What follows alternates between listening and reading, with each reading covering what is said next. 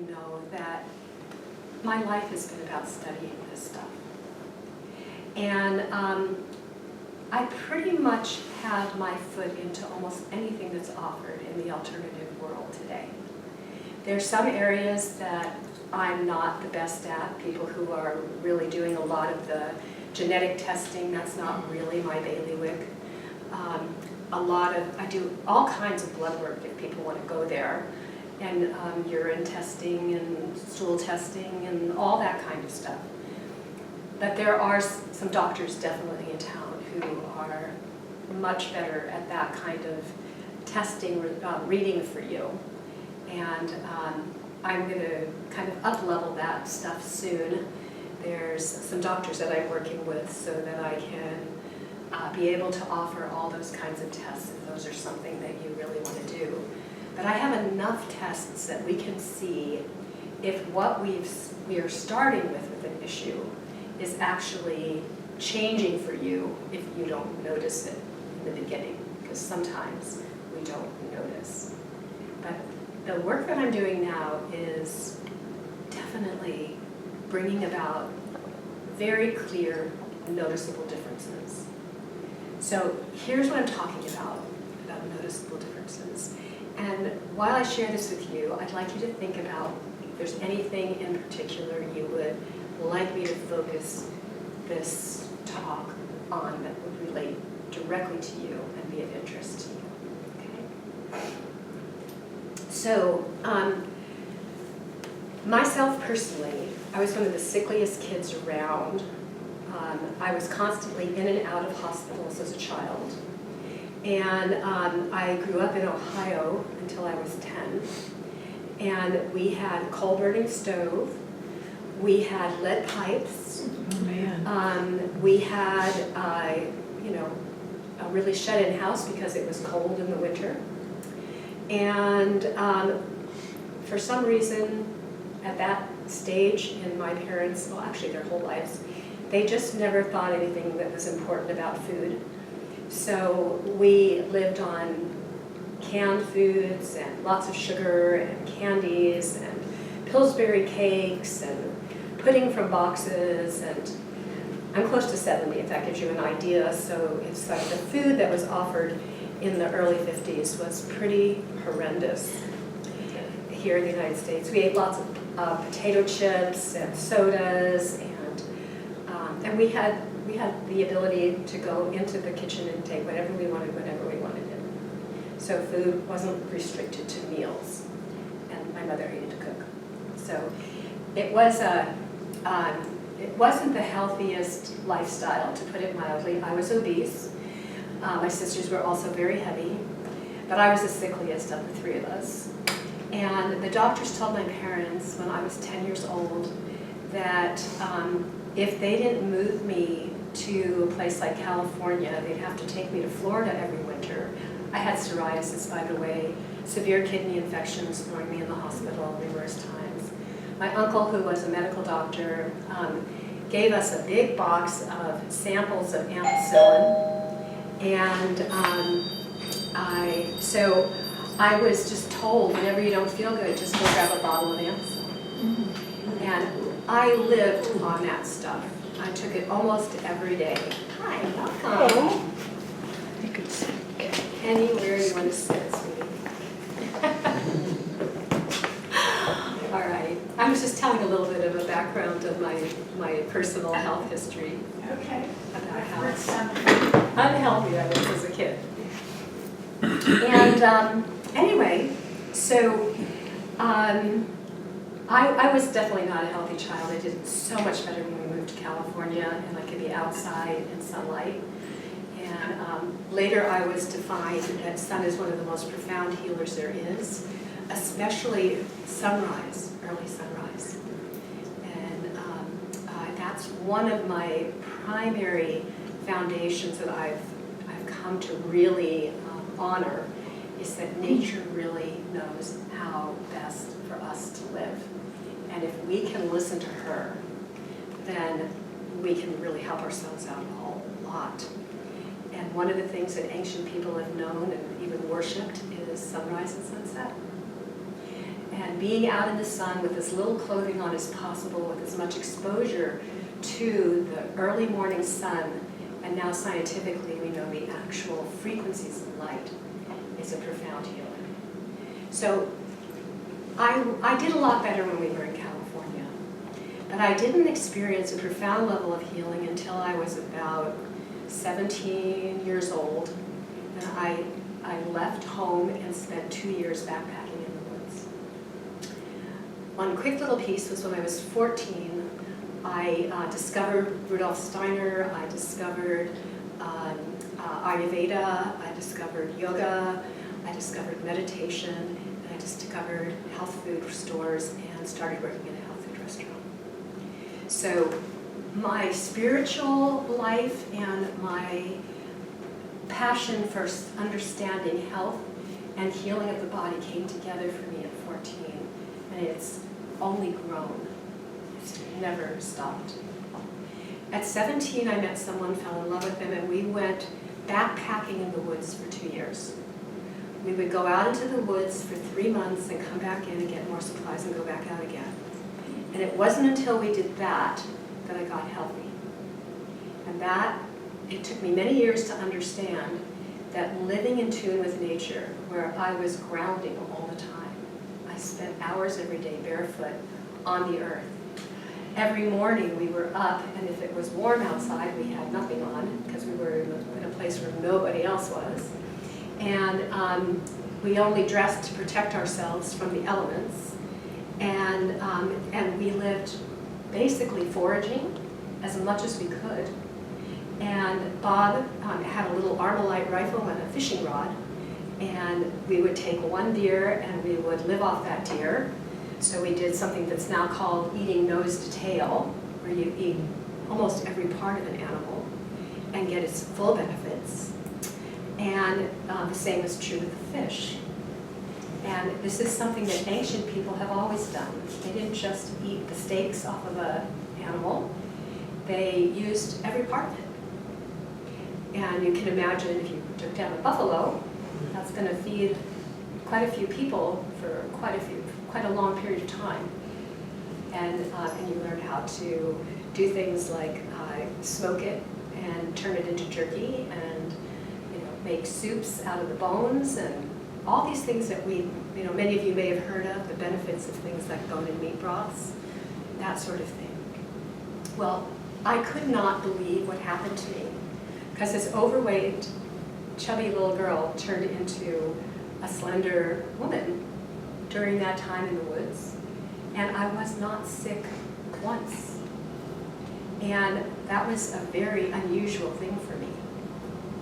So I discovered, without really putting it together, how profound living in tune with nature is. Only eating the foods primarily, because we had a few things that we brought with us, but primarily eating the foods that nature provided for us at different times of the year.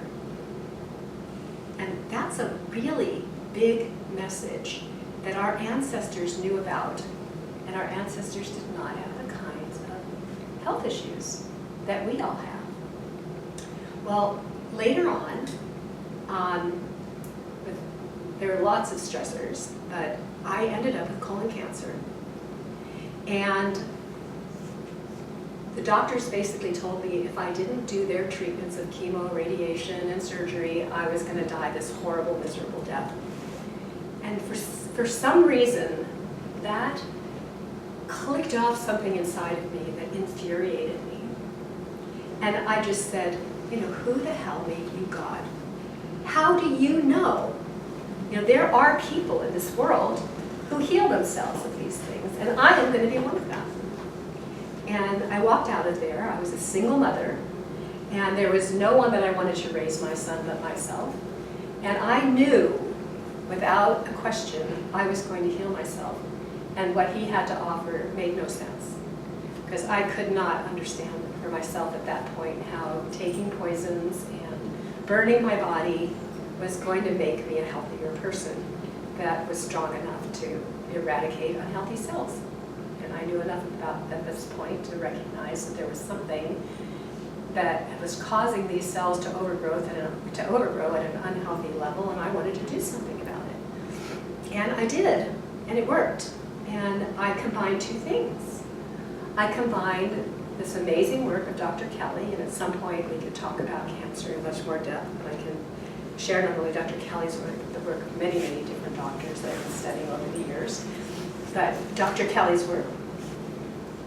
And I also combined with that the beautiful work of an amazing man named Stephen Levine.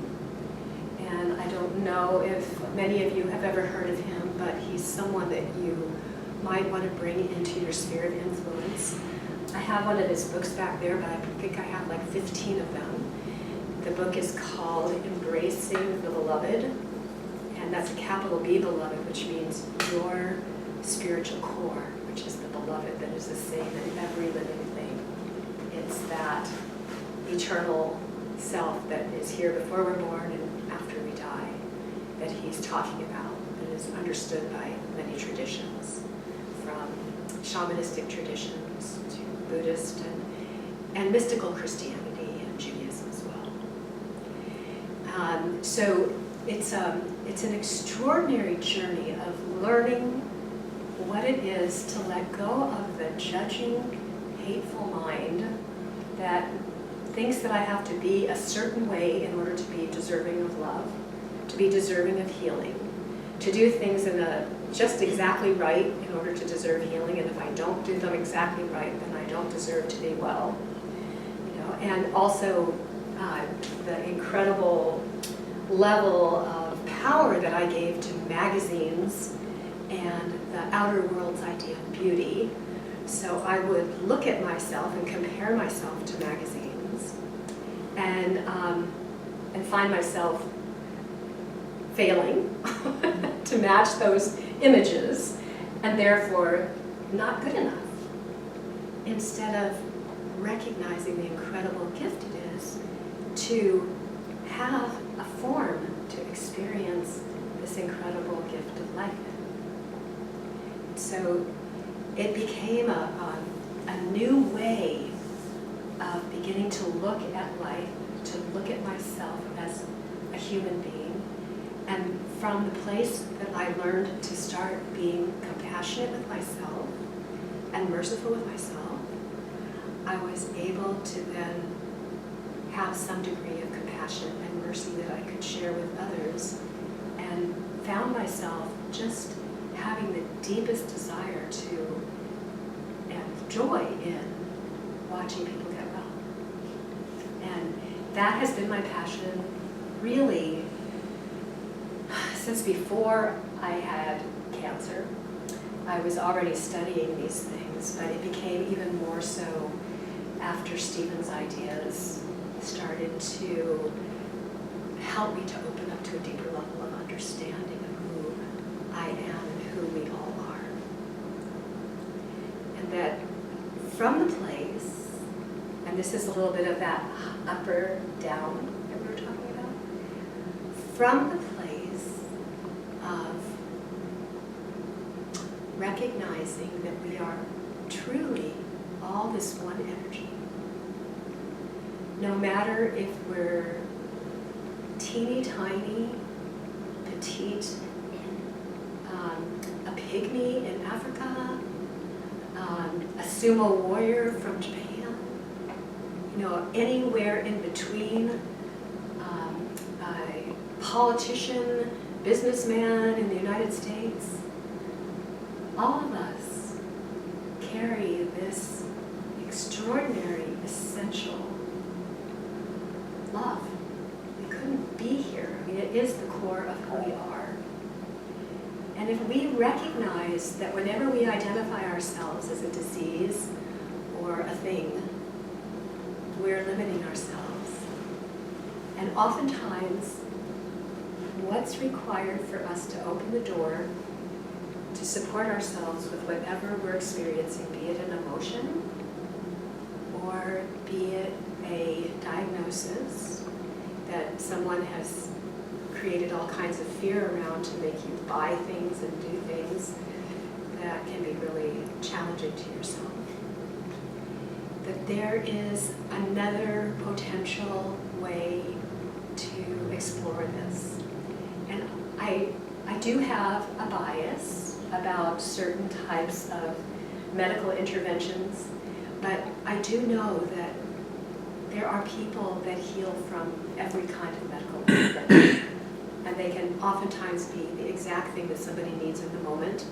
And if you've done a medical intervention, it had to be perfect for you because you did it and you're perfect. It had to be the right thing. So whatever it is, that we've done, and whatever it is that other people are doing, we're all doing them based on whatever took place before for them, led them to the point of making the decision, the choices, and whatever that they've made now, and that's true for us too. So whatever has happened in our past, most of it we're unaware of. We can call it our unconscious. That has led us to make the choices and decisions that we've made. And we couldn't have made anything else, because that's what's happened. And if we can find compassion and mercy for ourselves in all our decisions that we've made, then it becomes a lot easier to be able to carry that mercy and compassion out into the world for others. So that gives you a little bit of a background of me. I can tell you that ever since the cancer piece, people might consider me a bit fanatic, but I try everything that I think might have a possibility of being beneficial for the people I'm working with on myself and go pretty deep into it. And things that I find that work for me, I continue. So I do an enormous amount of detox. I have a 2-hour process that I do almost every morning that's become a really passionate part of my life. It makes all the difference in the world in the way that I feel. And I have a spiritual practice that's really important to me. And that makes a huge difference for me for what I feel. But what I encourage you to do is whatever you choose that you might do or not do for yourselves, is that you recognize that it brings more love for yourself and more joy into your life. And if it does, it's going to lead you in the right direction. So I can get on these long rants, obviously. So I'd love to just take a minute to hear from each of you about if there is a context that you'd like me to share what I'm going to share with you for the rest of the afternoon. You just walked in the door, honey? I just walked in. I'm just so curious about how you work, and I feel like you are a deep font of knowledge about health. And I brought my laptop so I could take notes because I want to learn. This is an amazing cranial sacral therapist. And you're doing more than that too, honey? I do a few other modalities, but that's kind of what everything's based around now. Yeah, I'm a long-time deep meditator. Okay, and? I have been dealing with diabetes for some years. I actually started on medication almost exactly a year ago. It was January the 8th of last year. I had some success in controlling that for about 6 months, and in the last 6 months it's again out of control, and that's partly with my level of activity. My job changed, and so from that aspect I'd like to delve into that to see what I can do. Sure, and blood sugar is such an enormously important part of our health functions. It ties into everything that we're talking about, so I'll show you how it kind of integrates. And your name, I'm sorry? Rick. Rick. And, okay, Meridian. Marianne. And Ginka. Yes, I also appreciate anything I hear. I would love to, if we can dive more into digestive issues and the connection with anxiety and emotional. Of course, it's they're definitely related. Yes. Okay. Yeah, my name's Cheryl, and I'm a neighbor, actually. And honestly, I didn't know what this was going to be about. She mentioned mitochondria to me, and I'm like, ding, ding, ding. There's so much stuff going on with discoveries about how mitochondria does so much for us if it's functioning properly and all that. So I'm always wanting to learn, and I'm sort of in the health professions. I'm a massage therapist, retired, but I still do some lymph drainage work. But anyway, I'm more here to delve into more of her knowledge. You know, you're just like this deep well that keeps on going. And it's great, you know, I mean, a great resource. You're a great resource. And I'm totally about holistic health care, and I get so tired of our medical doctors trying to run our lives basically based on our insurance and all that kind of stuff, and I'm just kind of tired of that. And always looking for, you know, my if there's any personal focus for me, it would be brain health. Okay, great. I'm getting older too, and I'm finding myself just forgetting. I know it's normal. Everybody says, oh, it's normal. But it's getting worse for me. I feel like I can never think of anybody's name, a name of a town or a company or, you know, the things like that. So. Thank you. We'll definitely talk about the brain, and mitochondria is a passion of mine right now. It's like, I see it integrated with every aspect of health. Yeah. Hi, I'm Jamie. You know, the thing that really stood out to me thus far when you were speaking was about fear blocking the energy and sludging, and that was really a very primary focus for me right now, that I'd like to talk more about that, and also the mitochondria as well, the energy, and I know those things are connected, so that really interests me. Okay. Awesome. Thank you. I'm Elisa. She copied what I was going to say. You can say ditto. Yes, I have worked with Meridian. She's done some amazing healing work for my body, and I've missed you, and I'm back. But it's like the older I've gotten, like if I get stressed, which knocks into fear, I shut down. I feel it physically. And I get emotional. It's like I can't handle any little bit of stress, and I'm kind of like, what's wrong with that? So that hit home, and of course, anything you have to say, I'm like an open book. So glad to be back and be here. It's great to see you again. Thank you. Welcome. Elisa invited me to come, so I had no idea what I was Get yourself coming into to. that soul. But I would be coming today from more of an emotional place, because there's not, I won't go into detail, but a really bad year of Traumas. trauma and emotional things with me. And just in the last 2 weeks, I've realized that I have never dealt with grief, Okay. and I've been stuffing it, and so I don't think it's an accident that I'm here today. I don't either. Thank you for coming. I'm Donna, and Meridian and I worked together 2 decades ago. Yeah, I think so. For cancer, and I did the combination plate, and I loved working with you because you were so neutral, and you gave it back to me, which I'm not used to. So we could work on not used to. And today, we spoke a little bit last week. I had you touch my cheek. I have a cyst, and I did get it checked out, and it's epidermal, so it is sebaceous. And I was told, you know, if something is in a sac, It can't be dissolved, you can't detox. So I wanted to give you that info and see what you have to say about it. Yes. Because I'm excited. Okay. And yeah, you're just fascinating. Thank you. Thank you.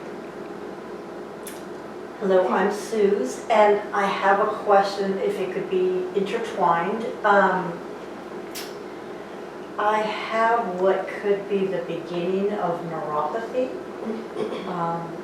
predominantly in the right hand, but I'm also wondering if there are things that can mimic it. Yes. And I'm very intrigued about the underlying issues of whatever anything is and the implications. And so everything that we're talking to in here is what I've studied my whole life. So none of this would be too unusual. Great, Suze. I'm really glad that you're bringing that up, and we'll talk about this context of how there's a diagnosis and then there's a reason for that diagnosis, and underneath that there's another reason. And we just need to make sure that we understand that this is not, neuropathy is a term for a symptom, but what causes it. And that's typically not what's considered in medical models. So it's where you want to bring your own awareness to. And more these days, it seems like we're kind of responsible for our own health.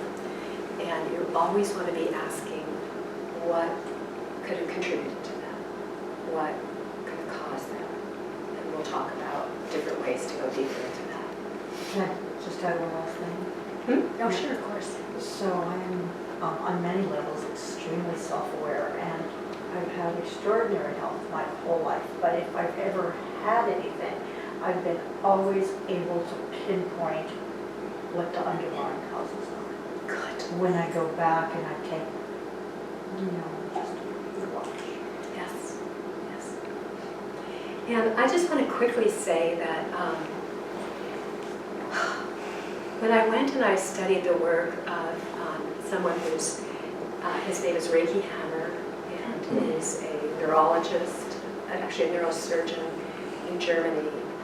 And his son died in a tragic accident at his graduation party, his only son, who he had expected to follow in his footsteps.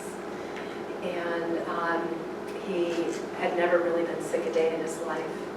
People said he was like a big rugby player, like 6'8", solid muscle, big giant man, outdoors kind of guy, but also the penultimate surgeon who had contributed all these new ways of looking at surgery to German doctors and surgeons. He found himself with testicular cancer. And what he came to understand, so I'm going to just kind of keep that with in a simple context because there's so much to the story, but what he came to understand is that cancer, particularly of any sexual organ, that's my phone, basically is the body making a turbo substance in order to replace, in this case, his son. So the testicle is responsible for making sperm, and he was trying to make a turbo sperm in order to replace his son. And so it's actually the body trying to help you with something that's so overwhelming you can't deal with it. In almost every case of cancer, what's happened, and serious diseases like ALS and things, is that there is some particular trauma that happens that if you don't push it down, you might be a danger to yourself and society. Like you might be so spaced out that you could drive your car into a pole and not even recognize what's happening. So in order to protect you, the body takes that energy and places it in the organ that's designed to hold that conflict. In this case, it was the testicle. The testicle is designed to hold that conflict of a child losing his life. And what can we do about that? We can produce another child, right? So that's what testicular cancer is about. Breast cancer is typically a woman who's producing super turbo milk to nourish someone who is not taking or receiving her nourishment, or who she wants to give that nourishment to. So it tends to be the breast that you would naturally take a baby doll or a true baby. And if someone handed you a baby and you were going to nurse it, which breast would you put it at? So a baby, for me, would go to my left breast. And so if I have an issue with the left breast, and I'm making turbo milk in my left breast, it would be about nourishing my baby. But the body speaks in metaphors as well. And if it's somebody that I love, a best friend, or a business associate, or my passion for nourishing this business was cut off some way, then it would go to my right breast.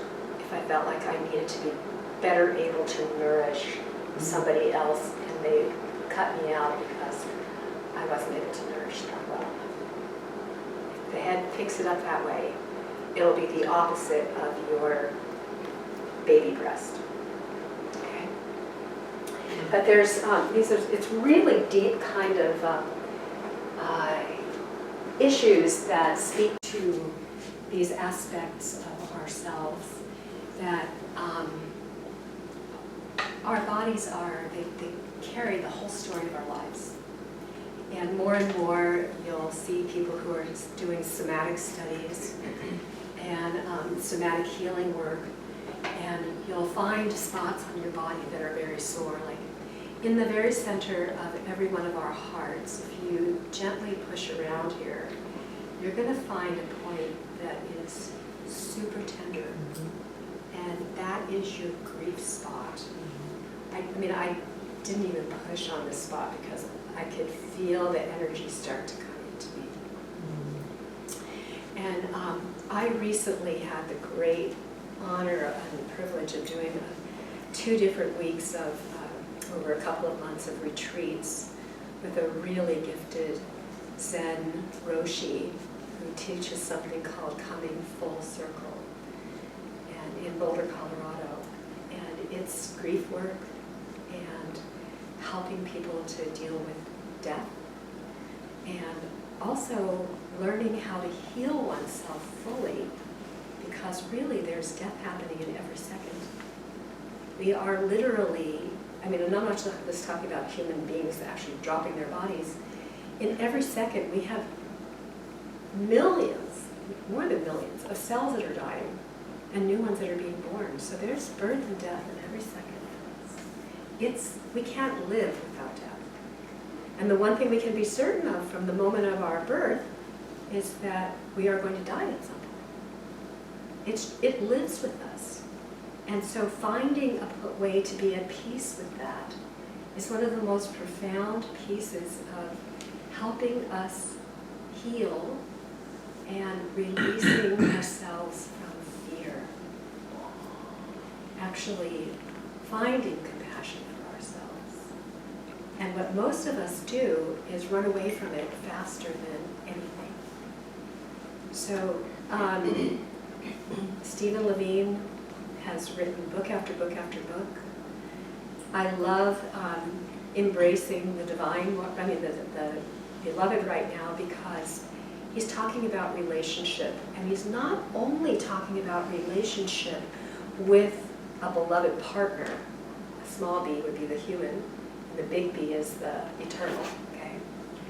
So he's not only talking about the little b beloved relationships, he's talking about the relationship that we have with ourselves, with our hearts, with our bodies, with our minds, with our legs, with our knees, you know, some people with their bellies, some people with their breasts. I mean, whatever it is that we have relationship with, that we are aware of, can it be loving, compassionate,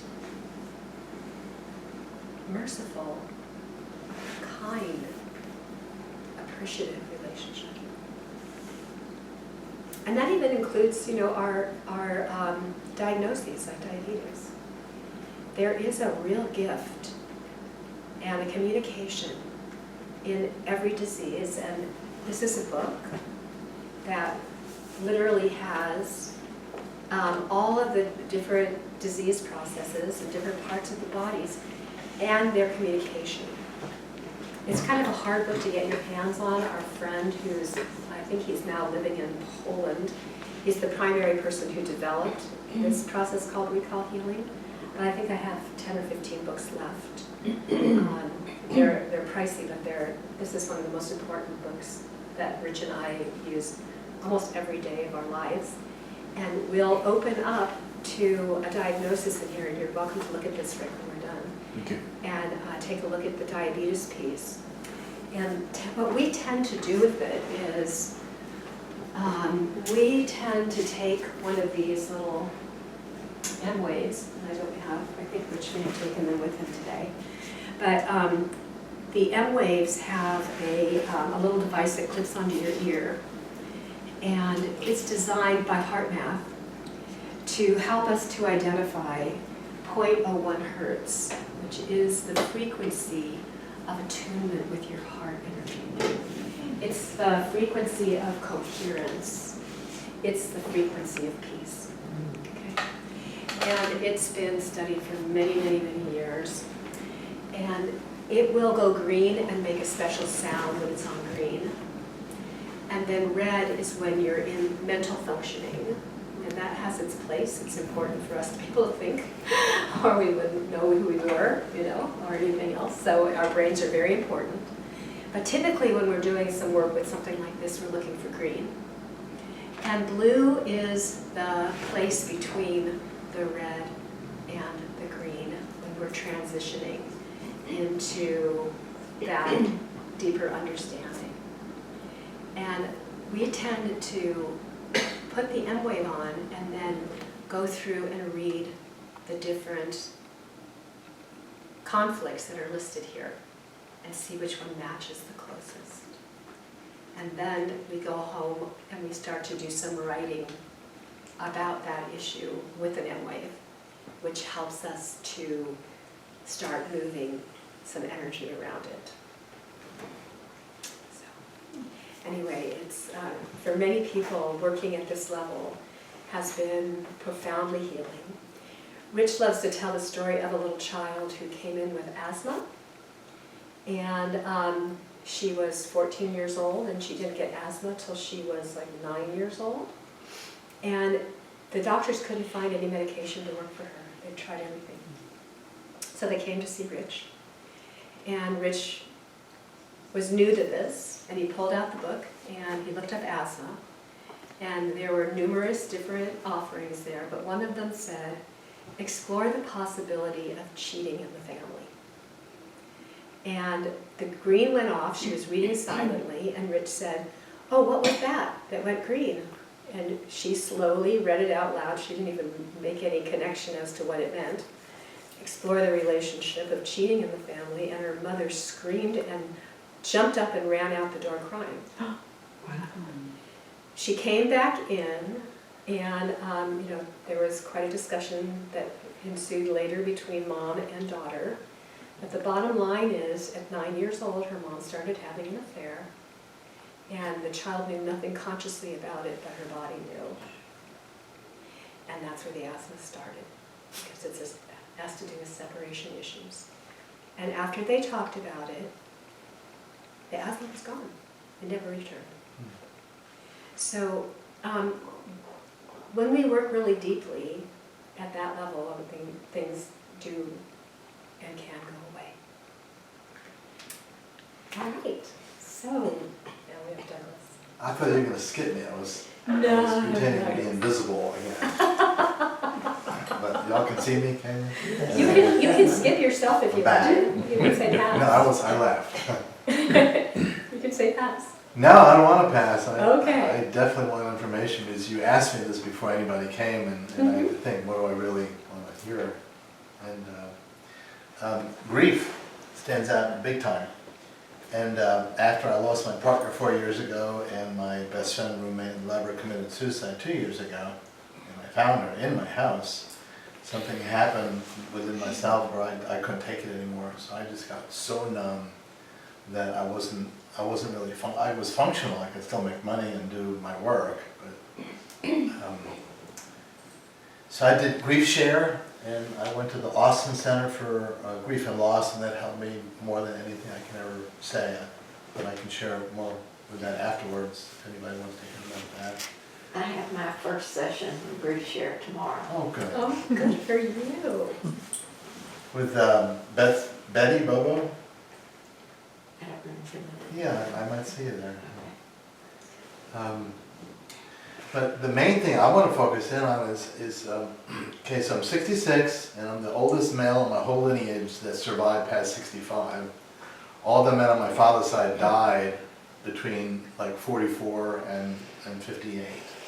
And they had their first cardiac incident like in their latter 30s. And I had a minor cardiac incident, which is it's a quasi heart attack, like in my 30s, and that was like, whoa, I better start doing something about it. But my heart is my weakest organ, and from understanding from my father's side and all the men who died of heart disease, I can see why that is. But I'm also healthier than any other 66-year-old that I know of. I can still do flips and acrobatics and gymnastics and run faster than a 30-year-old. But that's because I practice that. Walk across the room on his hands. Yeah, that too. And I can wrestle anybody here if you want to wrestle, play wrestling. And it'll be fun. I have to take it. Okay, later. The biggest thing I'm curious about is because we talked about this about a month or two ago. You mentioned a book about heart. Because occasionally I have feelings of heaviness in my heart, and the emotion that dominates the most is sadness. There's always sadness happening inside of me. And I imagine that's intimately related to the condition of my heart. And I mean, if my organs are excellent right now, I imagine I could live to 100, maybe 110. I would love to live to 120 to go nanny nanny poo poo to all my younger friends who did not survive me. But that's kind of a good competitive self. So I'm curious about the heart and heart disease. Great. It's a major issue for really most everybody. It's the #1 killer of people, even more so than cancer, is heart issues in this country. And I don't know whether we're all at high risk. I have no idea what your diets are like, but I'm assuming that as I look at you, that you're not the average American eating garbage, because you all look much too radiant for that to be the case for you. As your foundation of your food, I mean, it's different to have exploitive pleasures or something. Every now and again, if that's what you like to do. Okay, so, boy, there's a few things. Going into the grief work, what I would like to propose is that we might actually have a meeting where we actually do a process together that'll take us easily an hour and a half, where we'll dyad. I'm going to tell you about it because you can do this on your own with someone that you trust and you love and you respect, and it's profound. So it takes two people. One person is going to be the one who's the receiver, and the other one is going to be the attentive, compassionate, present person to the one who's the receptive one. And I want to just start by saying that years ago when I studied neurolinguistic programming, one of the things they said is if you want to really connect with your patients when they come in, breathe with them. Find their breath rate and breathe in when they breathe in with them and breathe out when they breathe out. And you will connect. And if they're open, if you can look them, if you together can look into each other's eyes while you're following their breath, it'll create a space of such safety and perhaps such intimacy that this person will have a deep experience just from that before you even start doing any of the work. Okay? So what Stephen and Andre have found is with people in the severest of pain, the most frightening of grief, the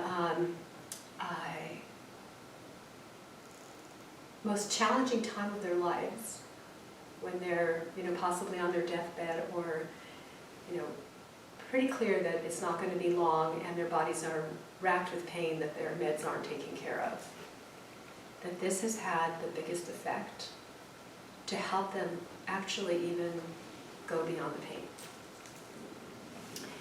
So the person who is the giver is going to sit at the side of the person who is going to be receiving, and they're going to lie down, and you make sure they're totally comfortable. So you make sure that they have what they need under their neck, under their knees, that their arms are comfortable, that they're totally relaxed. And you can ask them if they want to be touched, and if they do, you can place a hand over their heart or their arm or wherever they want to be touched.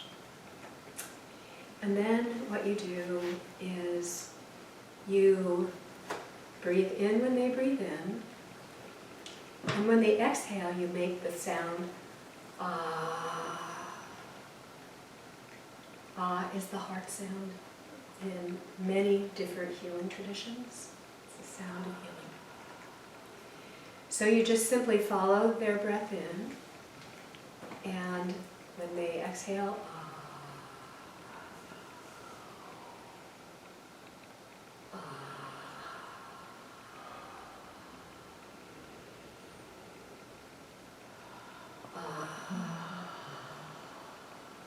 just hearing that doesn't happen. You felt the shift in the room just in this quick moment here, and we're not even doing this with someone else at the moment. And couples who had been together for 40 years said they'd never felt so close with their husband or wife as they did after doing this. It's recommended to do it for 45 minutes. You're going to just move through all your resistance. The job of the person who is saying ah is to actually stay present and not let yourself go to sleep, because it gets really deep really fast. What did we just do, 3 or 4 seconds there? And we're already dropping in. And the person who is receiving can fall asleep. It's fine. You just keep following them, because it's not about the conscious level for the one who's receiving. It's about entering that eternal place we talked about in the beginning. Because it's always there. It's just we don't take the time to acknowledge it or remember it.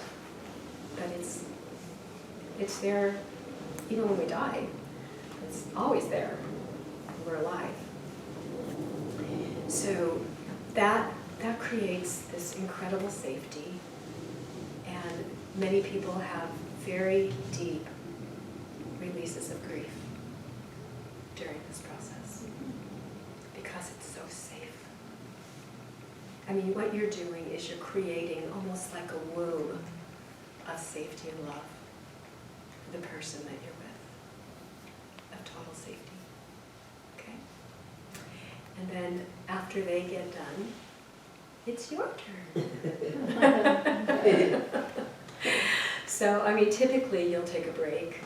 And, you know, if we do it here, we'll definitely have a tea break or something. And then we'll maybe share a little bit, and then we'll do the second half. And it would, you know, we want to make it like a fuller day than what we're planned today, so that we really have time to do that, because these kind of processes really deserve our full attention and full energy, and they can be life-changing.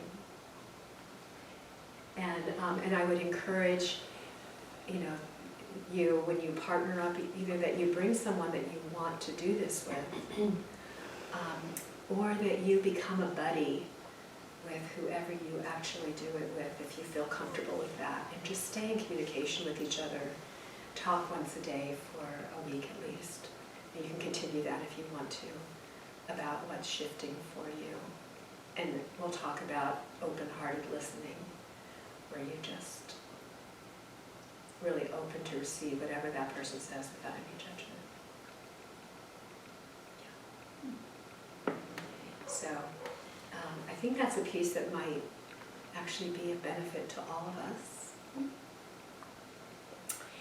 And now I want to kind of skip into a totally other area, or that I've been studying, that goes really deep into mitochondria and healing and understanding the importance of when we detox, we need to do it in a certain order or we can hurt ourselves.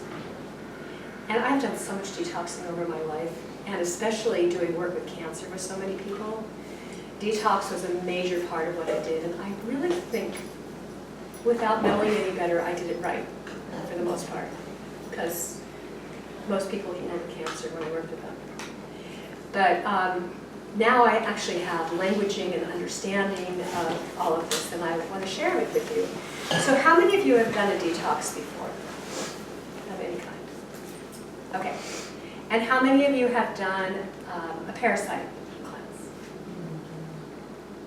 It's kind of like a 30-day cleanse type of thing, or you're talking about something else? 30-day cleanse could be, what were you doing for the 30-day cleanse? It's called First Cleanse. I got it at a nature store. And was it basically drinking a drink, and were you doing enemas? Taking some capsules. Taking capsules. And started at 1 and then increased to 2 and then 2 twice a day and that type of deal. And it was really cleaned me out. So it was about colon cleansing? Probably. Okay, all right, got it.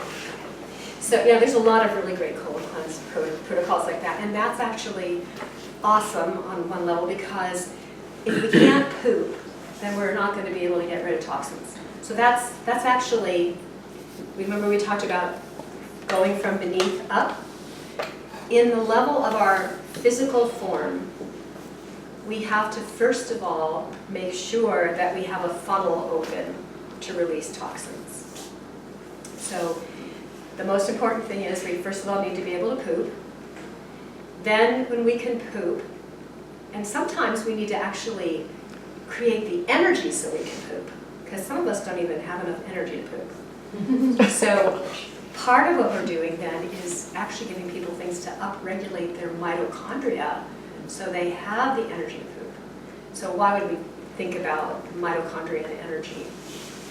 Because mitochondria produce something called ATP, and that is the only source of energy in our body.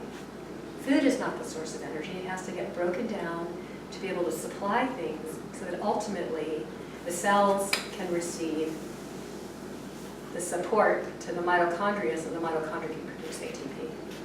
But the food itself is not the source of energy. The source of energy in your body is the mitochondria. And our brains have over 1,000 mitochondria, and our hearts have close to 1,000.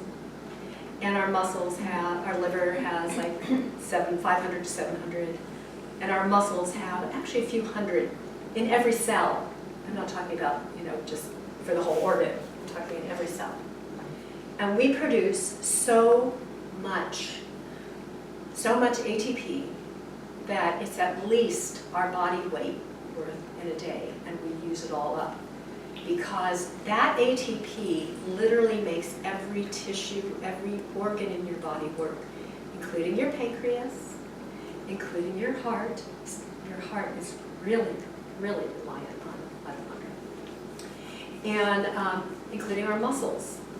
And one very cool thing that we can do to increase the number of mitochondria in our body is to exercise in a way that supports mitochondria.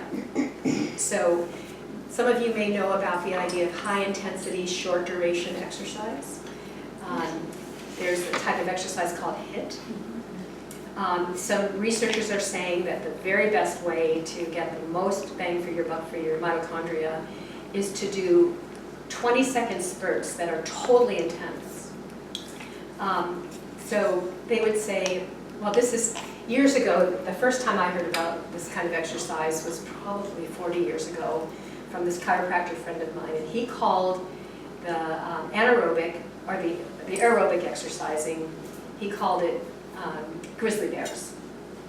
And it was the idea that whether you're running or on a stair stepper or a ski machine or whatever kind of aerobic exercise that you were doing, you do it as if you were being chased by a grizzly bear. And you stop only when you'd rather be eaten by the grizzly bear. So you don't stop. Does that give you an idea? I mean, we're talking about amazing intensity. So, you know, if you were a trained athlete, you might be able to go for 90 seconds at full tilt boogie. But they said even the most trained athlete, if they are doing their 100%, they can't go more than 90 seconds or they're not doing their full 100%. And that's by measuring VOCs and all that kind of scientific stuff about all this. For me, it's more like 20 to 25 seconds. But you're winded and your heart rate goes up. So you really want your heart rate to go up, and then you wait until your heart rate comes down to normal, and you do it again. And you do that 4 times. Now, we're not going to get into all the things that are so important about being healthy, but you probably all know that sleep is one of the most important things to be healthy, right? Yes. It's also extremely important for your mitochondria. And one of the most beneficial ways to support your sleep and your body's own production of melatonin is to go outside in the early morning sun and do this kind of exercise. And you don't need to do any more than 4 or 5 minutes worth of it. But that will be enough to support your body in making melatonin. Most people don't know that. That's relatively new research. So, I mean, you can do 2 things at one time. That's my favorite thing, is multitasking in a way that's really going to help me. So I don't have to spend a lot of time doing things that are for my body. So I go outside and I take my shoes off if I can handle it. And I've been noticing that even when it's really cold, like it has been recently, my feet feel like they're going to freeze for the first couple minutes, and then warmth comes in. And if you're having neuropathy in your feet, I wouldn't suggest that you start out with that. But once we get the energy moving back into your feet again, and we can talk about neuropathy in the hands too. I mean, it's the hand, right? It's the hand, yeah, for you. But anyway, it's real important to have the mitochondria working. And in your case, we want to have the mitochondria working in your hand, because something has prevented the mitochondria in your hand from doing what it needs to do, so that the innervation isn't going there for your nerves. Okay? So through taking a bunch of little, you see all those vials back there, you guys? Those are from a course I did with a Russian doctor. So what we would do is we would test with those vials, and I'm looking at getting a new muscle testing device called a Topness device. And the reason why is because you can hear it, and it'll make a scratching sound, and I don't have to make your arm exhausted from cranking on your arm. And I can just put the vial on your hand and just touch this little thing, and if that vial doesn't have anything to do with you, nothing will happen. But when I find the vial that has to do with what's going on with your hand, it'll start squeaking.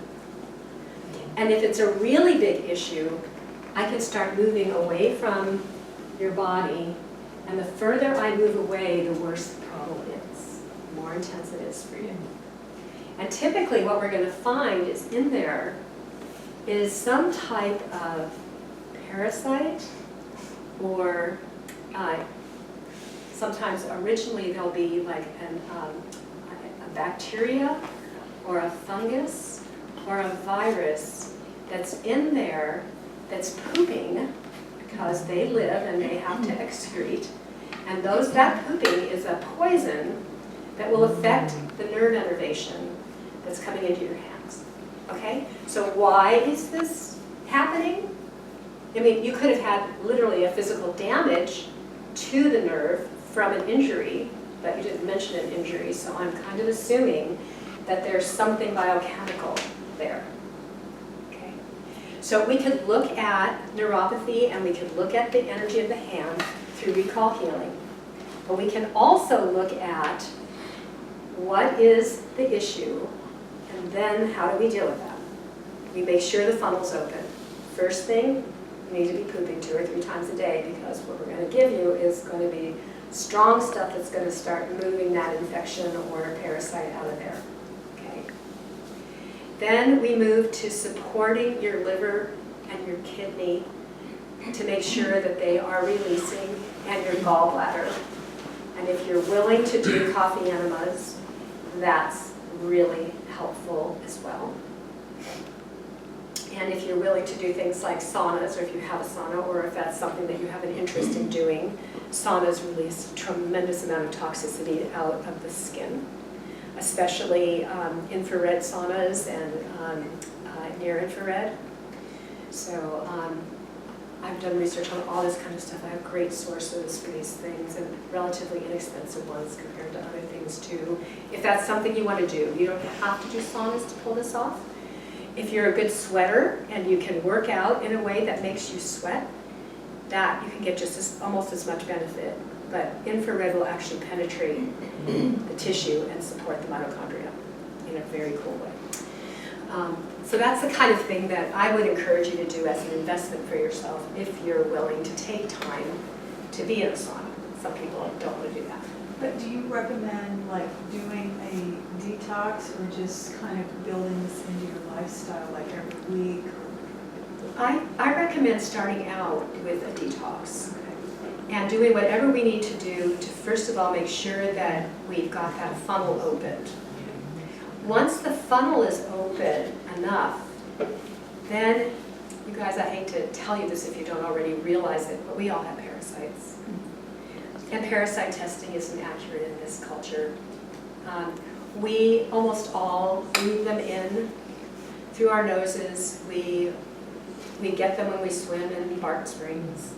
If we have animals, we for sure have them. And if we get bit by mosquitoes, City water. city water. If we get bit by mosquitoes, which is almost impossible to not happen in Austin, we have them. And there are microscopic teeny tiny ones, and there are big worms. In fact, there's some that are even 6 feet long. So what we want to do is clean them out. We want to invite them to leave. But we have to realize that they're there for a reason. They couldn't be there in a way that creates any kind of challenge for us. Let me tell you that some of the biggest challenges are things like anxiety, fear, and depression. So many of us think that our anxiety and depression is because there's something weird about us, or there's something wrong with us. I don't understand why. I mean, I don't have a reason for it. You might. If you have a reason, then you should, have some grief. But our brain chemistry, our brains carry a lot of these things that block the proper innervation and flow of stimulation to the different parts of the brain that have to do with every emotion and every sensory experience. And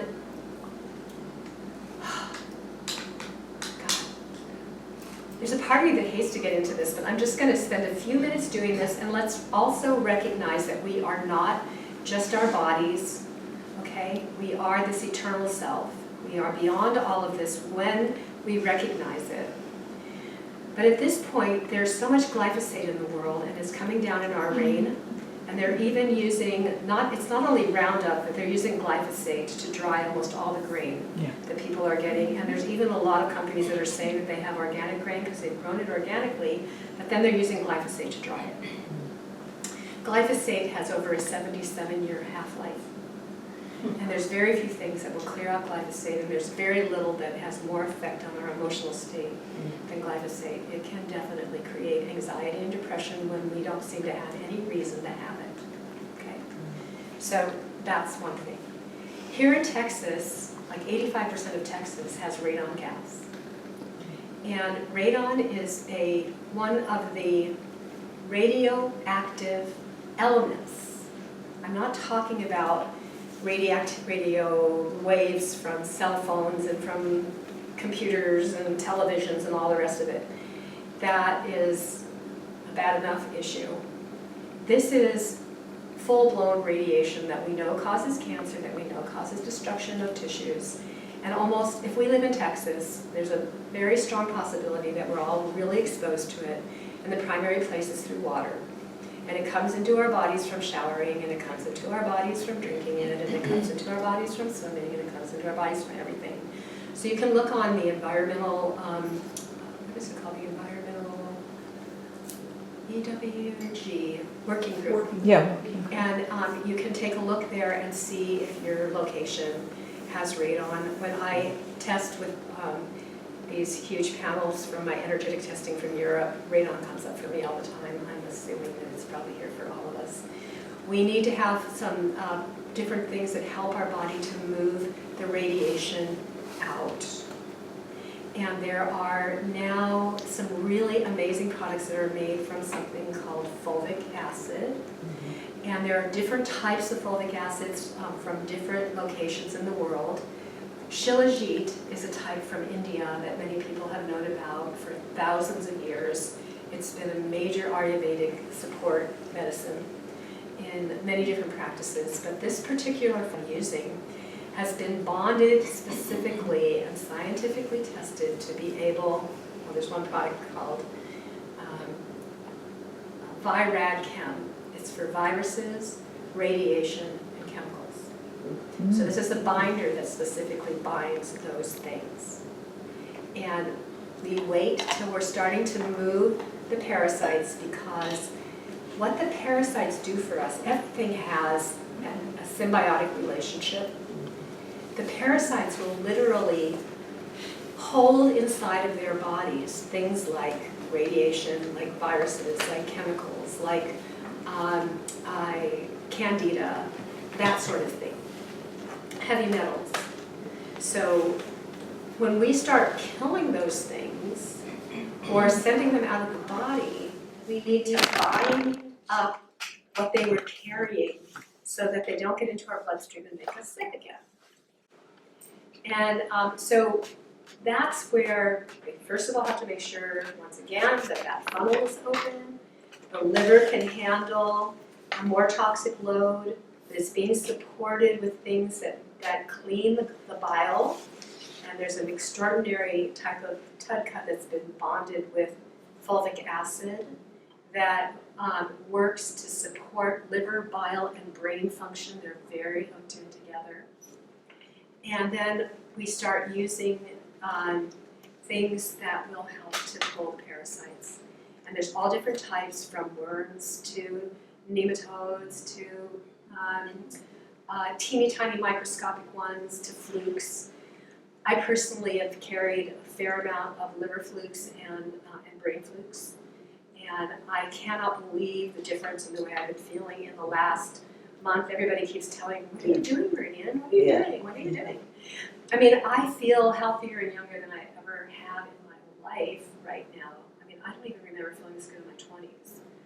And there are specific products that literally make your mitochondria function so much faster, so much better, because they're made of the three elements that have to do with carbon, hydrogen, and oxygen. So carbon would be the family of minerals. So this takes minerals into the cells, through the membranes of the cells, through the membranes of the mitochondria, into the mitochondria. And actually delivers the minerals that are missing. And anything that's toxic in there, it pulls it out. So it has both a delivery system process and a process of pulling out toxins like the garbage man. And in the beginning, like when I first took the mitochondrial product, I felt worse. Why? Because I just upregulated my energy that was starting to break down these toxins. And so that I would go take a bunch more binders. And then I'd feel okay. And I would feel these really interesting things like, I haven't had a low back pain that I can remember since I was in my 30s. And I took a bunch of the mitochondrial support, and for 15 minutes my low back hurt, and then it went away. It moved it. I took the binders, and then it was gone. So, I mean, you can see these things actually working. We need our mitochondria to do what they need to do. The pancreas just gets really blocked by these sorts of things. And the other thing is that mitochondria love a high-fat diet. Mitochondria will make energy out of glucose. It's called glycolysis, but it's not nearly as effective as making its ATP out of good quality fats. And I'm talking about saturated fats when I talk about good quality fats. So that's things like coconut oil, that's things like grass-fed butter, that's things like duck fat, that's things like organic lard. I mean, it's real animal saturated fat that our ancestors ate. And for whatever reason, it seems like the status quo around us has educated the world to think that what we're supposed to eat is these highly processed, really nasty vegetable oils that they have to purify and put all kinds of things and chemicals in order to get rid of the stench. Because if you were to open them after they purify them, before they do all this, the stench would make you want to puke. Oh. So, I mean, that's things like canola oil and even most of the vegetable oils that you buy, sesame oil and sunflower oil and things like that. I mean, we have a cold pressed one. And when you taste this, you'll just go, oh my God. I mean, it's like sesame oil tastes just like fresh sesame seeds because it's cold, even the stones are cold. And when they talk about cold pressed, usually the stones are still hot. So you still get rancidity from the organic vegetable oils that you buy from the store.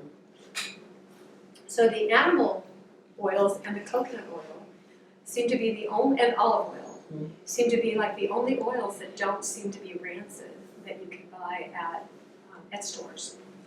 Avocado oil, is that okay? Avocado oil, most of that, honey, has also been pressed at a high heat. God, I cook So- with that all the time. I cook with avocado oil.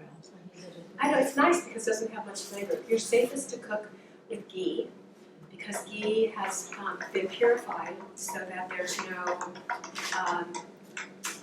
high heat issues with it.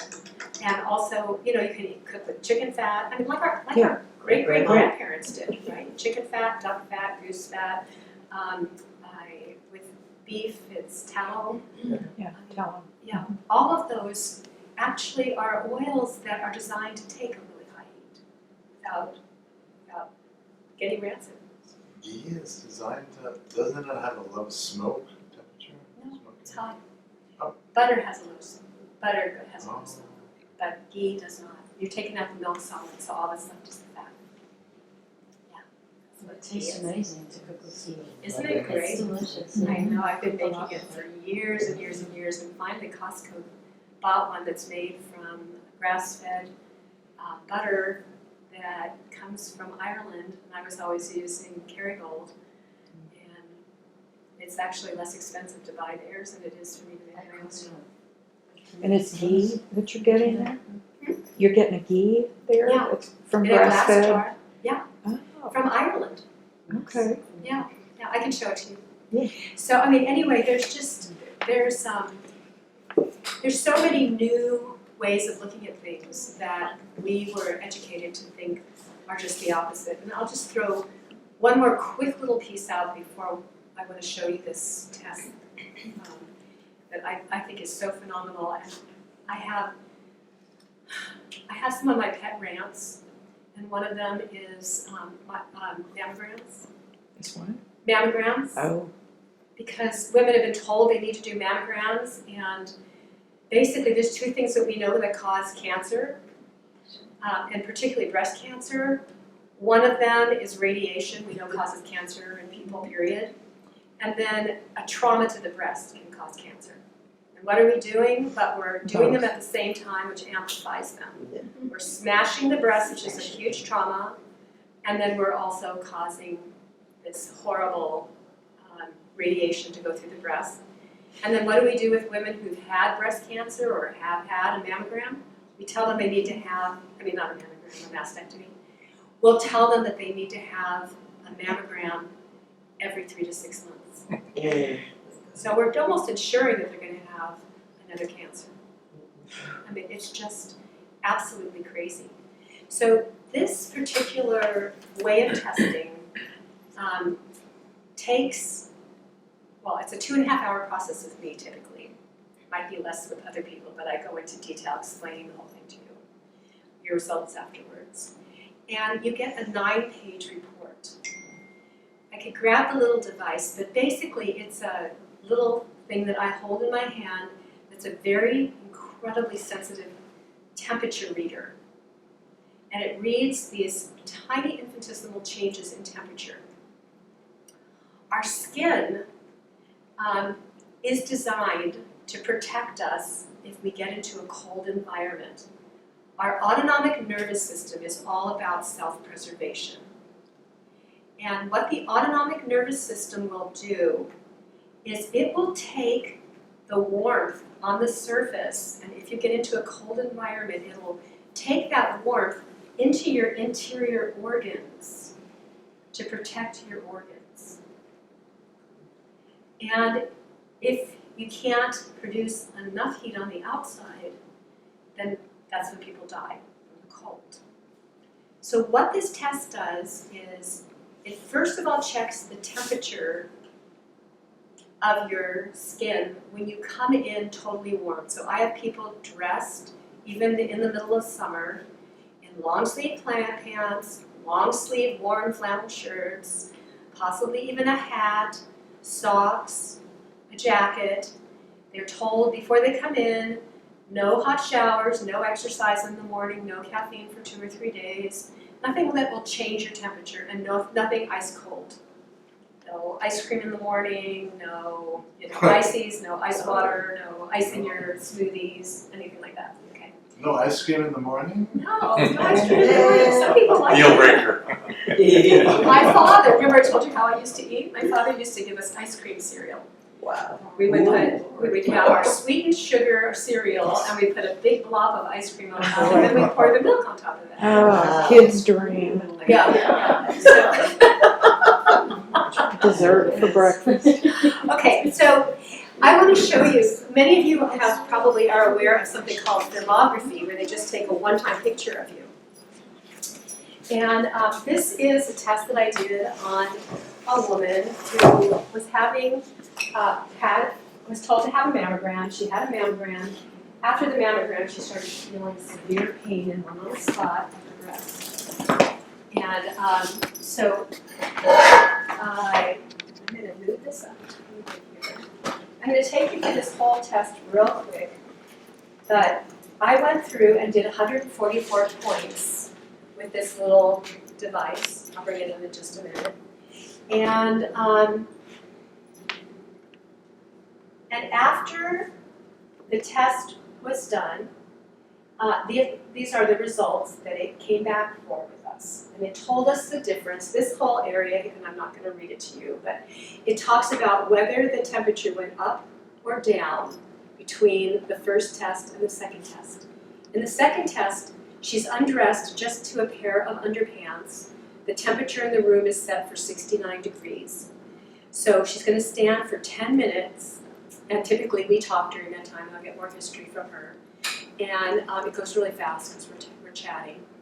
And then we do the second reading. On the exact same points, I usually use a naturalistic, and I make points all over so she looks like she has the measles. And so then I come back to the same points again. And then what it does is it gives us what they call the priorities for treatment. So these tests have been being done now for 35 years in Germany. There are a handful of people in the United States who've probably been using them for 25 years. And this is an upgrade that happened about 10 years ago when I purchased this system. And this gives us this whole report. The other one did not. I'll show you when we move through it what the other one gave you. But this basically, after it's gone through all the information, it recommends what she needs to do. Number 1 is the most important, number 2 is the next, 3 is the next 4, and 5 and 6, okay? So, as we come down here, interestingly enough, for many of us, the sinuses are where we breathe in a bunch of toxins, including molds and mycotoxins and parasites and glyphosates and all this kind of stuff, and it can create all kinds of problems in our sinuses. And we might think we have an allergy, but what we really have is pooping parasites or mycotoxins or whatever in our sinuses that are blocking us up, and we don't actually have an allergy to cedar or whatever. We have a problem with radon gas, or we have a problem with these other things that need to be moved out, and then the allergy symptoms, the sinus problems go away. And as much as I hate to say this, but I'll just quickly tell you that a lot of people, when they're doing one of the products that's called Para-3, they literally start pulling parasites out of their nose. It's not uncommon. So this is a picture that's showing us her sinus area. The first picture is what you would see if you just had a thermogram done with the doctor, because this is just showing you the sinuses when you first come in. I want you to know that we are affected profoundly by our emotional state. So if you were in heavy-duty traffic, you know, if you just had an argument with somebody or whatever, you would have a different reading than you would if you came in calm and relaxed, okay? So when you get a thermogram done, you're just getting a one-time quick picture, and it's being read by a doctor, and who knows what his mood was like when he read it, and who knows what things were affecting you. And also, we won't even do a test on someone if they're having their period or due to have a period a day or two before or a day or two after, because that greatly changes the heat in our bodies. Okay? So this is showing the before and the after, and you know, I could get into talking to you about all these little details, but these dark spots are blocked spots. Now, she does not have cancer, I just want to tell you that. But the only places where cancer shows up is when there is no energy flow. And at this point, we're seeing no energy flow in these places that are just above some teeth. And in particular, on this side, some teeth that we're going to look into more in a minute, because I have profound charts on the teeth. They're so important. But this shows you what's going on with her sinuses and her face. We see block spots up here. This one has a lot to do with our mental feelings and anxiety, and she definitely was experiencing a lot of fear and anxiety. She's a single mom. Her beloved recently died. She was engaged, and he died of cancer, and she took care of him, and you know, just all of that, plus having 2 children, and, you know, intense stuff. Okay, so we see, you know, again, these spots right here, her lymphatic spots. When you have a lot of mercury fillings, or when you have things like root canals in your mouth, or you've had your teeth extracted without having the periodontal ligaments removed, you will undoubtedly have a part of the tissue in your mouth that is continuing to get gangrenous and dropping gangrenous materials into your bloodstream. And so we're seeing challenges about that here, and we see that toxicity from the teeth could be affecting her sinuses, but also her lymph nodes are overwhelmed to the point where they're dark. You know, here, I have to go back up and look at the charts, but this whole area should be white. This whole area should be lighter blue than this. This shows that the body is toxic. If it was light blue, then we wouldn't see systemic toxicity. But it's not bad. I mean, I see a lot of people who are practically, I mean, much, much darker than this. She's actually doing remarkably well. These points in the inner part of the arm have to do with whether you have more of a problem on your left side or your right side. And if there's a big difference, and we get all the numbers and that information, that tells us a lot. She didn't tell me, but she had endometriosis, and here's, you can see it in the pelvic area.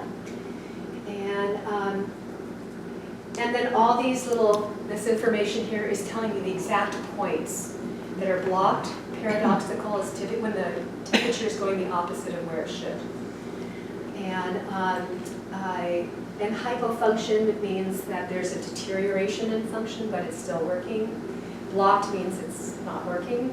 And then when you have hot, that means, or hyper, that means the body's putting out an extra amount of energy, so it's almost like it's autoimmune to try and protect you from that problem. So it's got the energy to fight, and it's fighting. But we don't want the body to have to do that. We want it to be able to be balanced, so it's not hyper-functioning.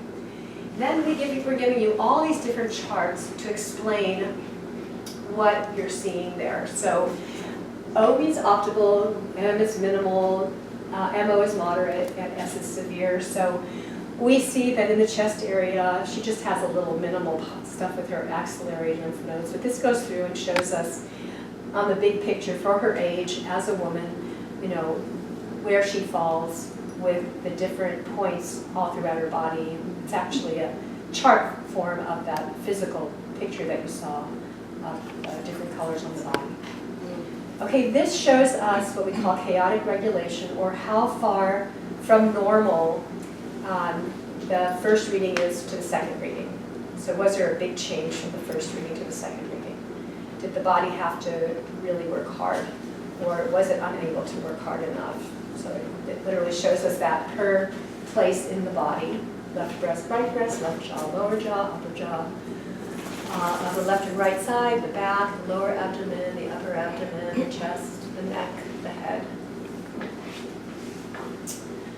And then here's a much deeper look at the teeth. And each one of those colorations means something. There's the names of them over there, and a discussion of the different issues on the teeth with whether they're optimal, moderate, whatever. And each tooth is, the ones that were big problems for her are listed here, and the organs that they're related to. So organs can create a weakness in a tooth, but a weakness in a tooth can create a problem with the organ. Our teeth are really close to the brain, and there is an incredible feedback loop. It's almost like our teeth are, Douglas has all the electrical words, those little things that they can go out. What are those called? They Fuses. A fuse. It's almost like the teeth are fuses for the brain, for the organs. And when we have a tooth that is in trouble, it can rob energy from the organ, and vice versa. And we see that all the time. I've never seen a woman with breast cancer who doesn't have one of her breast teeth in trouble. That's the second molar. Which is the breast tooth on there? The breast teeth, it's the second molar. The one you just touched, the Yeah. back? How interesting. What's that equivalent in a man? Well, you don't have so much issues with the breast. We would be looking at, when we do this test for men, there's a whole bunch of special tests that have to do with the prostate.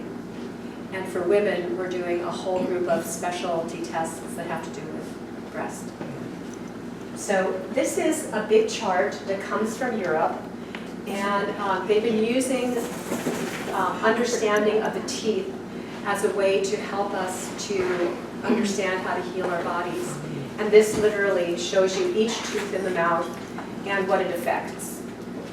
So obviously, we don't have time to go into all that right now. I just want you to see that this is an amazingly in-depth test, and so much more than anything you can get from any other type of testing. And so few people know about this. Thermogram instead of like mammogram? This is much better than a thermogram, Oh, because a thermogram is only looking at at the this. breast, yeah. It's not looking at this and this. This is a test after Oh. 10 minutes of being exposed to cold, where you're challenging your body in a difficult situation to see if it has the strength to do anything.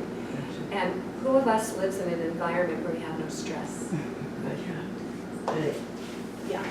So we need to be able to stress ourselves to deal with stress. So look at this. This point right here is the place where she started having all this pain after her mammogram. She literally went right like that.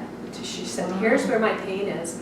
We looked, we turned this, we found this, we brought it up and showed her this exactly the place where she was having pain from the mammogram. So what we're doing is we're using one of those products I told you about. It's not the mitochondrial, but it's the oxygen product that's made from the fulvic acid, and she's literally rubbing it into her breast to oxygenate and bring hydrogen and carbon into that area. And all of the research that was done by Dr. Warburg, who won a Nobel Prize for his research on cancer, basically shows that cancer cannot grow in an oxygenated tissue. And this does not show cancer, by the way. This ends up showing us more that it's most likely some type of a cyst or something like that, but it's not showing that it's cancerous. What would it look like if This it was test. cancerous? Well, if it was cancerous, first of all, it would be black. And then also, there would be a problem with these points here, at least one of them, because these have to do with getting the energy in and out of the breast. It's a sternal points. And then we would also typically see that there's a problem with the stomach meridian, because the stomach meridian runs right through the breast. And we would also see lymphatic issues. We do see some lymphatic issues. And we would definitely see bigger problems with her breast tooth than what we saw there. But there was issues with the breast tooth, so she definitely needs to take care of it. And this shows a relatively new piece that they recently added. It's called a tupil, and it's where there's a region of, and hers are not severe. You can see they're minimal and moderate. And the one that has the moderate one, interestingly enough, the place where they come together is really close to the point that was sore for her. See that? So it was just, you know, it's almost uncanny. And when we look at these, I'll say, could you ever have this happening? Because, you know, we'll see it in the results of the test. And she'll say, oh, how did you know? There's, oh, there it is in the test. Okay, so in the past, for many, many years, all that we were given to work with was none of those pictures, just this chart. So it's this, it has this part, and I don't even think they included this part, which is all the numbers broken down for us. So the yellow area would be where we want everything to fall if we happen to be extraordinarily healthy. If you were born in a place like Switzerland, up in the mountains, in an isolated little village where you had nothing but, you know, totally natural food, grass-fed, you were out in fresh air, let's say 50 years ago. Yeah. That's about the time that they first developed this. And you were drinking clean water and you had no stress in your life as far as family issues or anything else, then the numbers that you would see would be the yellow, and probably being an athlete to boot, okay? So very few people have everything in the yellow, but she actually has an enormous amount of things in the yellow. But what you can see is we've got points that are way down. That each one of these dark lines is the first reading, and then the second reading are these different color places. So when we have things that are, pretty far away from the norm, which would be the baseline right here, then we see that she came in with on this day, with a bunch of stuff going on in her chest and a bunch of stuff going on in her neck. But you'll see that the light blue, come up here, the light blue is normal. So, when she responds like this, she's having a nice little normal reaction. When she's blue like this, she's hyper. And I'm not going to go through the whole thing, but just so that you know, I can look in each section. So section number 1 here is, let's go to section number 1. It's a head. So I can go to section number 1 and look across here, and it'll show me what percentage was hyper, what percentage was normal, what percentage was hypo, what percentage was rigid. Rigid is blocked. What percentage was paradoxical. So I can see at a quick glance where some of the biggest issues were. And some of her highest numbers would be 50 here, hyper in section 5, and section 5 is the lower abdomen. And that's where we saw the issues in her uterus and stuff. So, it's a real quick way of getting, once you understand the numbers, but it gets very complicated and it takes a long time to understand these relationships. And we have that all given to you in the above when you come back to the priorities. So it's complex, you guys, but it has so much information. And if it was about you, it would make so much more sense to have this kind of a test done and really see what's going on here. But the other very cool thing is, if we come back up to the priorities, it then makes recommendations about what you can do to fix things. Now, my friend who developed this, Daniel Beelan, he's a medical doctor and an acupuncturist and a naturopath. He wasn't sure what kind of recommendations he should make, because he could make recommendations in any of those areas. So he did 2 things, because he's also a medical doctor. He included the medical model recommendations, and then he included some basic recommendations that would be more herbal, naturopathic. I like to include homeopathy because I find it to be one of the fastest, least expensive, profound things that directly affects the autonomic nervous system, and this test is telling us the functions of the autonomic nervous system. And then right now I am just so excited about what I'm seeing when we factor in the mitochondria into what we're doing, and a detox that is mitochondrial supported.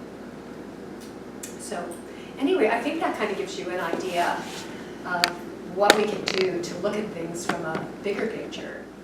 So there's a lot of really fascinating chemistry out there having to do with neurotransmitters and vitamins and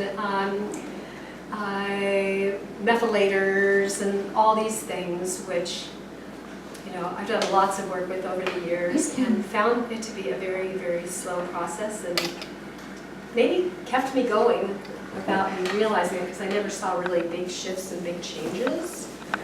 But I always felt like I could continue on and keep a pretty good attitude and be happy and healthy and all of that good stuff. But I'm seeing really huge changes since I was reminded that the healthiest time of my life was when I was backpacking in the woods.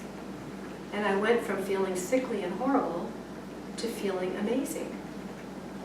And then I started going really deep into some research about the frequencies of light that are emitted from the sun, particularly during sunrise hours. So, as soon as the sun starts rising for a couple of hours, There are very, very special frequencies, particularly of red and ultraviolet light, that are profoundly healing for us. And so I do my best to be outside as much as I can during those times. And in the middle of the winter, Rich and I like to take a trip, if we can, to the Yucatan area, where there's very, very special levels of light and very special water from the underground water that's there in the cenotes. And we get up at 5 o'clock in the morning and start walking the beach. As soon as we get up, and after the sun rises, and we've been up for a while, we'll go in and do some snorkeling. And it's like every health issue that we have is gone after being there for a few weeks. And there are some really brilliant scientists who have written thousands and thousands of pages and compiled all kinds of research data about the importance of getting that sun and sending people who are ill to environments where they can get this kind of light during the winter, particularly if they're living in places like Minnesota and stuff like that, where they'll have like almost remissions of whatever their health issues are by being out in the sun like that. But we're pretty lucky in Austin, because really we have many, many days of sunlight. And we do get benefit even when it's cloudy, but it's not as much as when we have the bright sun. And there's some real interesting things about that. And one of them is that if we are out in the sun, our mitochondria totally loves it. It's directly fed by it because it loves the different shades of red light. And if you can't do that, then if you can do an infrared, both far and near, sauna, you can help to give yourself some of the frequencies that you're missing. And the other thing that we tend to do is, in fact, we've got an incandescent light on now. I brought this in. This is a near infrared bulb. And Whoa. it's very hot. And it acts like a sauna. So when I'm doing my other sauna, I always have this on my face because I use the type of sauna where my head is out of the sauna. So I put this on my face while I'm inside the sauna. And typically at the same time I'm nebulizing. And I'm nebulizing my liquid oxygen product because I discovered that if I breathe in a few drops of that liquid oxygen while I was using a nebulizer, my whole brain would clear. So one of my personal issues has been that I had open heart surgery for an aortic valve, and during that replacement of my valve, I was kept a little bit too long from oxygen. They were putting me on life support, and I lost a lot of mental function. And that scared the bejesus out of me. Because without my brain, I can't share this kind of information, and my whole life of putting this all together was lost. And I was literally hunting and poking for words. It would have taken me 3 times as long or 4 times as long to say the sort of things I've been saying to you now. And so I needed to find out some way to help get my brain back online. And the first thing I did was I started doing a ketogenic diet. And that made the hugest difference for my brain function, which, by the way, a ketogenic diet has been shown to help so many people with diabetes. The other thing that I did was water fasting. I would do 5 days of water fasting, which brings your ketones way up, and it's incredible how it brings your blood sugar down. And you'll typically find after, and you don't just jump right into a 5-day water fast, you have to prepare yourself slowly to do something like this. But even if you were to do 1.5-day water fasts, once a week or every other week or something like that, people with diabetes are finding profound changes, particularly if they spend time in the sun in the morning. I can't tell you how important that morning sun is. And you can literally watch your blood sugar numbers come down, and it will be supporting your mitochondria, especially if you do those exercises in the morning too. So what I found for me is to support my brain, I did the ketogenic diet, which made a huge difference. And I've been pretty balanced, but if my blood sugar goes down, I immediately can tell because my brain goes wonky. So I know, okay, I need to get an egg in me, I need to go grab a bite of meat, I need to whatever. And I found for myself that if I do short periods of what's called a carnivore diet, where I eat nothing but meat and fat, and that includes fish and organ meats and fish eggs, and I can get away with cheese. I guess it's my Jewish, Ashkenazi heritage, but my body is really happy with grass-fed cheeses and even raw cream and things like that. My body, I can sit down and just eat butter straight. My body loves it. And I used to hate things like that. I mean, I never would eat fats, and now my body craves them. And what is the food that feeds the brain more than anything? Our brains are 25% fat, so especially saturated fats.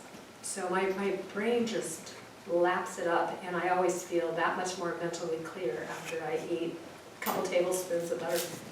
I have a question that's always bugging me about cholesterol. Yeah. And where and how do you need to keep your numbers down, like the medical people say? No, and there's so much research.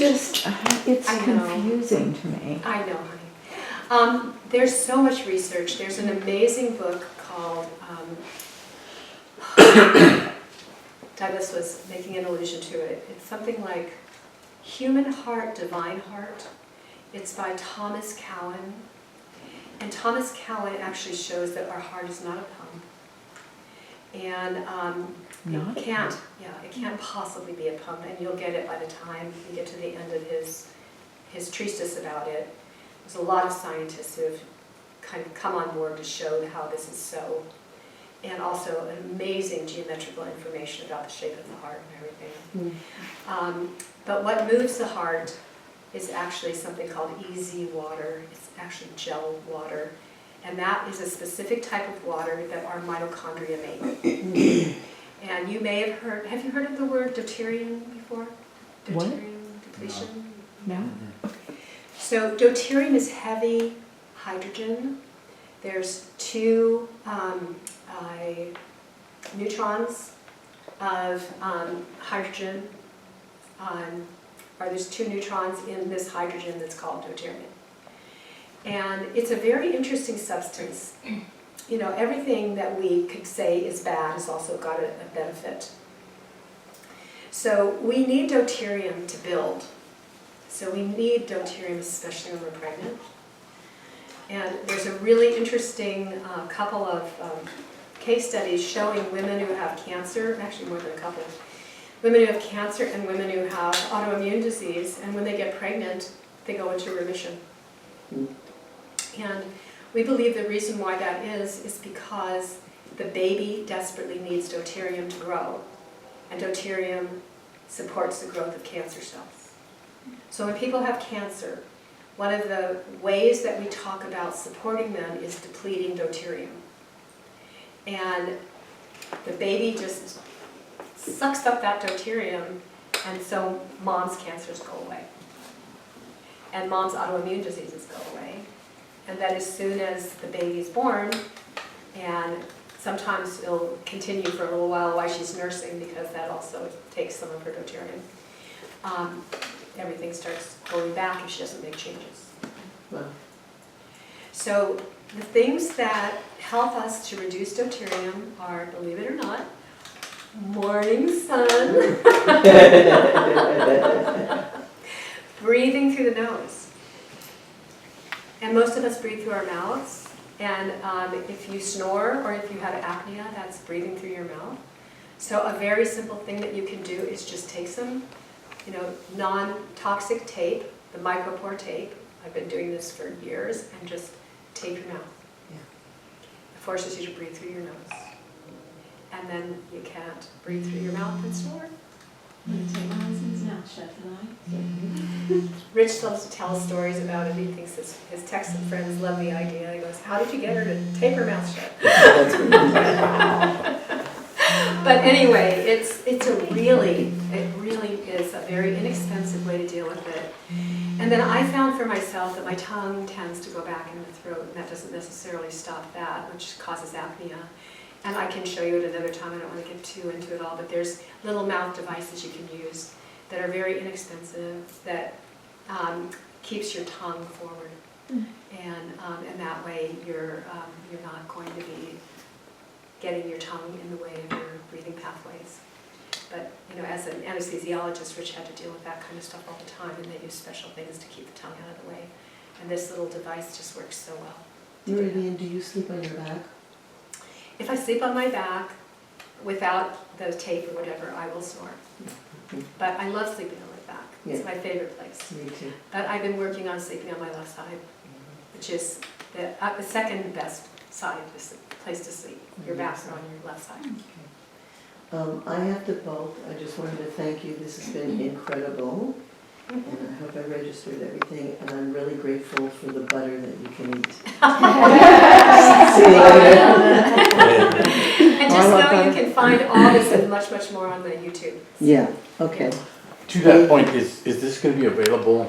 Because I was thinking about the book and the this and that, and I'm not going to remember all of it. It will be up on the YouTube. Okay. Can you I have cards back there in a little card container. It's got a beautiful butterfly on it.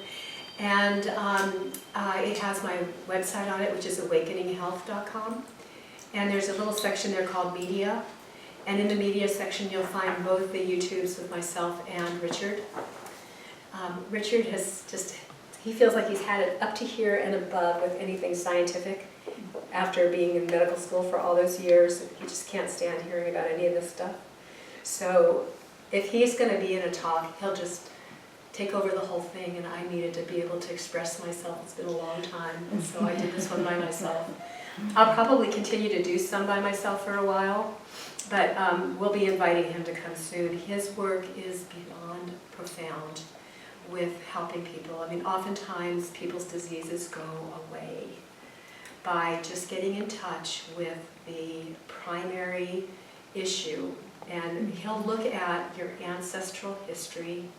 He'll look at your relationship to, like if you're the firstborn child, he'll look at the firstborn child of your mother, your grandmother on your maternal side and on your father's side. And you'll be carrying issues that they didn't get done. It's like that whole idea that you carry things for 7 generations. It's in the Bible. Well, they've already proven it genetically, that we measure DNA, emotional issues show up that are incomplete, especially if they're traumatic. So we send them on to our children and our grandchildren and our great-grandchildren if we don't deal with them. So, we can give a great gift to our family line by finding love and compassion for ourselves, honestly, for what took place, and recontextualizing what happened in the past. And I like to do a lot of it by Stephen Levine's type work, and you can do an enormous amount that way. You can do an enormous amount with homeopathy, which will also clear generationally. But it's really amazing to work with Rich. You'll just be having aha after aha after aha. So I really encourage you, if you listen to any of his YouTubes, you'll get a sense. He's got a profound gift to share that with people. And you're obviously available to work one-on-one if I wanted to Yes, get some help directly from you, you can do that. I bill at $150 an hour. If you have insurance and things like that, we can't take insurance, but we can have you to get your testing done in that way. We have discount sources to get a lot of testing done if you don't have insurance. If we decide that you want to do medical testing to back things up, because some people feel a need to do that, we can help you at that level, as well as doing the energetic testing, and this is amazing. I mean, this is used in all the medical clinics that are doing alternative work in Europe. And the cost of this testing? $250. It's very similar to a thermography. That's not a bad, that's not bad. Because I have to pay for the use of the algorithms.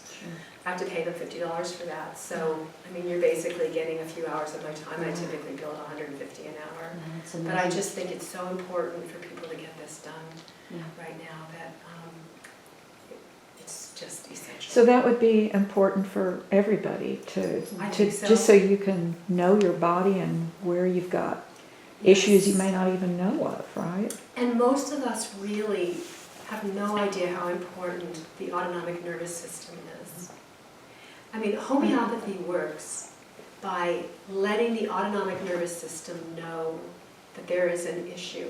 And then your body chooses how it knows how best to heal you.